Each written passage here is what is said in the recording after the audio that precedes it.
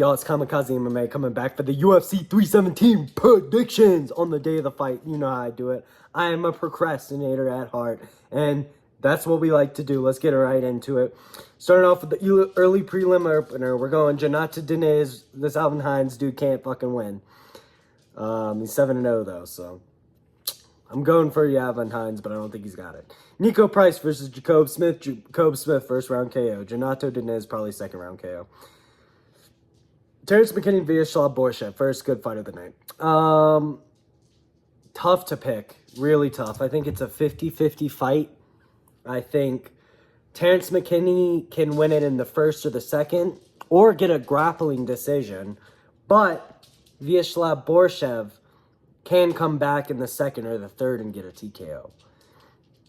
But I'm going to pick Terrence McKinney by first round TKO or submission. I think he'll get that on the ground. He might get a standing knockout. It's a tough fight to pick though, but I'm leaning towards Terrence McKinney. Vivian Araújo versus Tracy Cortez. I do not care who wins this. I'm gonna pick Tracy Cortez because she's won one of her last fights. Maybe did Vivian won against Karine Silva. That's actually kind of a good win from what I do know about women's fighting, which is not much. No, she lost to Rose. Oh, I don't fucking care. I'll pick Tracy Cortez because I feel like it. She's not even hot. I was gonna say because she's hotter, but she's not even hot, so it's whatever. Hyder Amel, I'm picking him over Jose Delgado. 11-0. Jose Delgado has lost one fight, but he KO'd Connor Matthews, but come on. Let's not act like Connor Matthews is a great fighter. All right, let's just not act like that. So, I'm picking Hyder Amel, who's been looking pretty dangerous, to be honest with you. William Gomes is a good fucking win to have. It really is. Li Yong, Fernie Garcia gets knocked out by everyone, but William Gomes is better than, and people say that's a robbery. I mean, it's whatever. I think he's so, William Gomes is so much fucking better than Jose Delgado. It's not even funny. So I'm picking Hyder Amel by a third round TKO because I do think Delgado's tough, but I don't think he's gonna make it to the third round or make it to the decision. Jack Hermansson versus Gregory Rodriguez. Dude, I cannot pick Gregory Rodriguez. This dude gassed out in fucking 2 minutes against fucking against Cannonier. You just can't pick someone after they gas out in 2 minutes. You just can't. And I was a big Obama fan. Not the real Obama, the fighting Obama. I was a big Obama fan.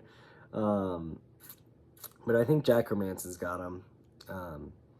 Joe Pyfer's probably better than Gregory Rodriguez and more powerful, more dangerous. So I'm not going to pick him to finish him. I don't know how else he could win. His grappling is good, but Jack Hermansson's grappling is good enough to not be really content on it. I mean, we haven't seen him in a minute, so it's possible that he can, but I'm going with Jack Hermansson. Moving up, Peyton Talbot versus Felipe Lima. I am on the fence. I'm sitting on top of a fence for this fight. This is a 50-50 fight as well. Good fight. I'm leaning towards Peyton Talbot based on feeling. Genuinely. Based on Peyton Talbot just... When I first saw this dude fight, I was like, wow, this dude might be the best fighter I've ever seen fight in my life. Genuinely. The way he fights is so calm, cool, collected.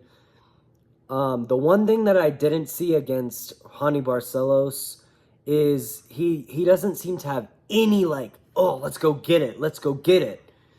He doesn't seem to have that, so... But he might now that he lost. Felipe Lima is okay. His striking's not great. And his takedown entries didn't look amazing. They didn't look bad, don't get me wrong, but they didn't look amazing to the point where I'm like, yeah, he's just gonna easily beat Peyton Talbot. I'm picking Peyton Talbot by a second round TKO. I think he's just gonna catch him. He's just too calm, cool, and collected. I'm picking him by a second round TKO. Moving up, Beneil Dariush versus Renato Moicano. 50-50 fight again. And the only reason I say that is because Moicano's striking is subpar. Let's be real. And his power is not even there. It's non-existent. I haven't seen this dude ever drop anyone. Beneil Dariush has really good power at lightweight. He hits like a welter or middleweight, to be honest. And then you have the grappling, which is basically equal. So I think I'm picking Beneil Dariush by decision based on damage. They're just going to be tit-for-tat striking. And Beneil's strikes are going to do more damage. And I don't think the fight's going to go to the ground. That's what I think is going to happen. But Moicano can catch him, but I'm going to pick Beneil Dariush. Moving up, Royval versus Joshua Van. Another 50-50 fight, in my opinion. I think Royval, I'm leaning Royval, and I'll explain this fight kind of more in depth, the feature fight. Brandon Royval, if this was a 5-round fight, there's no way in hell I'm picking Joshua Van. No way in hell I'm picking Joshua Van in a 5-round fight. Joshua Van's going to be a champ, 100%, 110%. He's going to be a champion at some point. Brandon Royval is one of the best flyweights we have seen, in all honesty. I think he fights like a woman fighter, but he fights like a good woman fighter, you know? He fights like a... He's out there fighting like a Rose Namajunas, you know what I'm saying? Like a Valentina Shevchenko, you know? He's still out there jabbing it out of range. He's just out here like, yeah. Like half the strikes they say he lands are nowhere close to the opponent, but... I'm leaning towards Brandon Royval because he never gets tired. I think the grappling's equal. And we already saw Joshua Van struggle against a taller fighter in Charles Johnson, which Brandon Royval is at least an inch, if not 2 inches taller than Charles Johnson. And since we already saw... I mean, this was only like a year ago, if that we saw Joshua Van lose to Charles Johnson, and Charles Johnson is good. Well, I'm a really high on Charles Johnson too, so don't get me wrong. I think Brandon Royval is just a little bit better. He's just in that top 5, you know. I think Joshua Van, honestly, might be able to win this in the grappling, but on the feet, I do think Joshua Van's boxing is leagues ahead of Brandon Royval. Like, I don't even think they would be in the same promotion if they were just boxers, obviously. But Brandon Royval's long, his teeps are good, his leg kicks are all right, his jabs out of range are good, but they might be in range in this fight because Joshua Van's pretty short. So he might actually be jabbing the person he's fighting instead of just jabbing out of range. And winning a fight based on jabbing out of range. I'm leaning towards Brandon Royval, but Joshua Van could definitely win this. And I am rooting for Joshua Van, but I do think Brandon Royval will get it. I think that Brandon Royval might get robbed, to be honest. That's kind of what I see happening. Like a close fight, but it's clearly Royval and he just loses. Anyways, Alexandre Pantoja versus Kai Kara France. Kai Kara France has 0 chance of winning this fight. This is a stupid fight. Alexandre Pantoja is probably going to finish him in the 3rd round by submission or TKO. People are like, yeah, but Kai has power, dude. He has power. Dude, he only TKO'd Steve Erceg because he stepped on his foot. Like, that's the only reason he TKO'd him. But whatever. Whatever. He has power, dude, sure. He has power for a flyweight. Maybe. But it's not like that. Come on, let's be real. Let's keep it real. Pantoja hasn't been finished by anyone.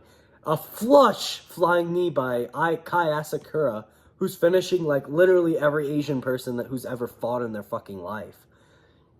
I mean, Alexandre Pantoja's not gonna get finished by a fucking wild overhand. What the fuck are we talking about? First off, Alexandre Pantoja's not gonna back up and just let Kai fucking slip through and throw fucking 3 overhands in a row.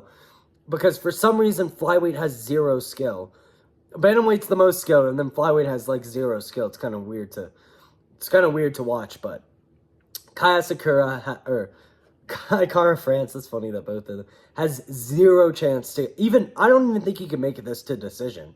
It's not even a question that he loses this fight. The question is can he make it to a decision? That's the real question. Anyone picking Kai is fucking retarded.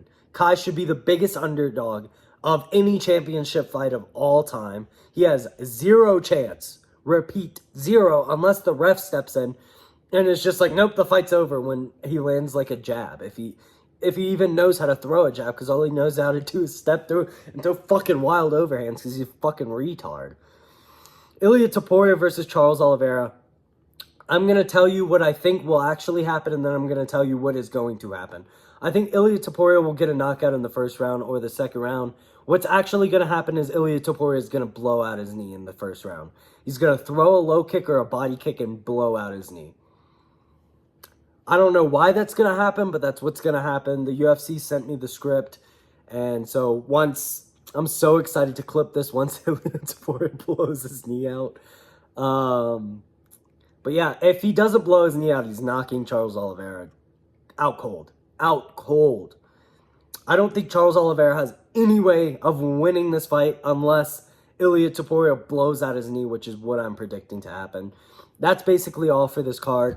I mean, these fights, you're either the toughest fights to predict because they're so 50-50 or they're just blowouts. And you're like, come on. We all know who's going to win this. Like, let's measure the blowouts to... So we got a blowout in the first fight, a blowout in the second fight, 50-50 fight in the third, 50-50 fight in the fourth, maybe, I don't even fucking know. No, this is a good close fight that I'm leaning Hyder Emil, so not too bad. Jack Hermanson, I'm leaning him, so not too bad. But still 50-50. Payne Talbot, Felipe Lima, 50-50. Dariush Moicano, 50-50.